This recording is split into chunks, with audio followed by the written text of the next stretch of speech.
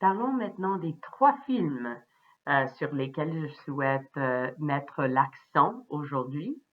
Alors, ce sont 3 films du milieu des années 90.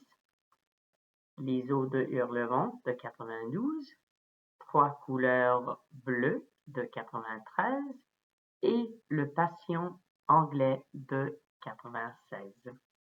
Je vais aussi toucher sur son lien avec son époque, surtout son lien au contexte historique des années 90. Et je vais parler de ce qu'elle apporte à la cinématographie française. Les performances de Juliette Binoche dans ces 3 films, Les eaux de Hurlevent, Trois couleurs bleues et Le Patient anglais, tous les 3 illustrent son impact significatif sur le paysage cinématographique des années 90. Ses contributions à la cinématographie française de plusieurs façons clés. Dans Les eaux de Hurlevent, elle joue non seulement un rôle, mais 2 rôles. Le double rôle de Catherine Earnshaw et de sa fille, Kathy Linton.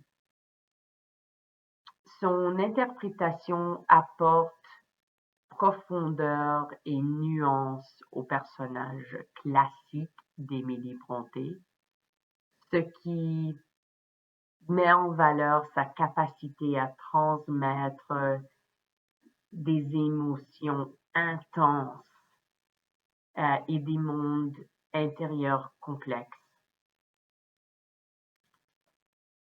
Ce film a aussi marqué sa capacité à faire la transition entre le français et l'anglais.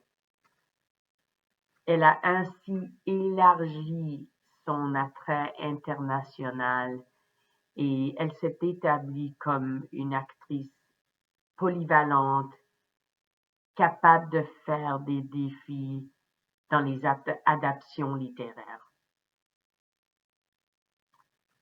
Dans Les Trois couleurs bleues, Binoche joue le rôle d'une femme qui fait face aux conséquences d'un accident de voiture très tragique qui tue son mari et son enfant.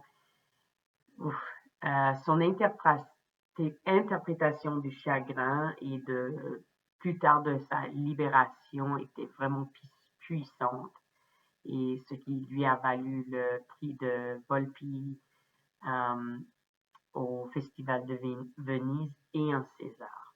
C'était réalisé par Krzysztof Kieślowski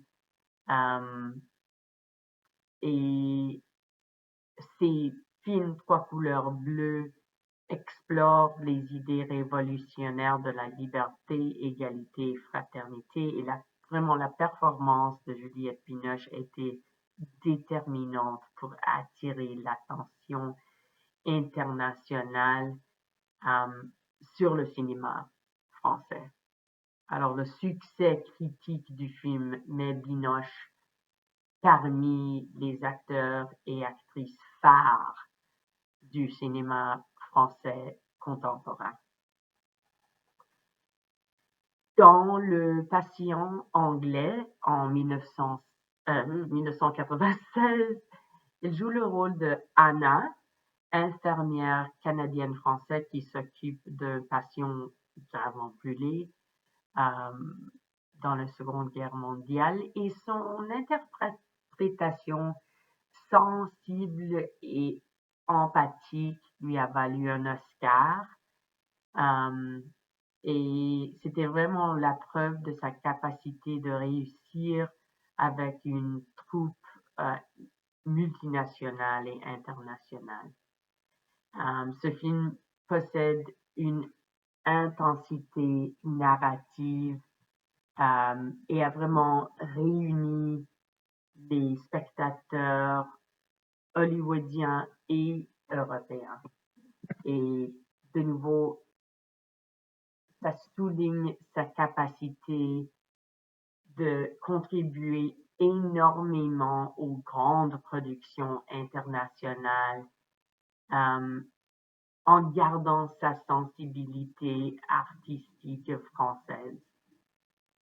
Alors pourquoi est-ce que j'ai choisi de parler de Juliette Binoche? Pour moi personnellement, la raison c'est parce que Juliette Binoche, pour moi, j'étais vraiment bouleversée et fascinée et même obsédée avec elle dans son rôle de Julie dans Trois couleurs bleues de Kieślowski en 93. C'est un film que j'ai acheté sur DVD et que j'ai regardé une vingtaine de fois. Et je l'ai choisie aussi parce qu'elle est devenue une des comédiennes reconnues au monde entier comme étant extrêmement douée, capable de jouer en français et en anglais, mais malgré ses rôles hollywoodiens, elle représente toujours la France et le cinéma français. Alors, merci d'avoir écouté ma longue présentation sur Juliette Binoche et bonne journée à vous, Monsieur Ibrahimpour. À la prochaine.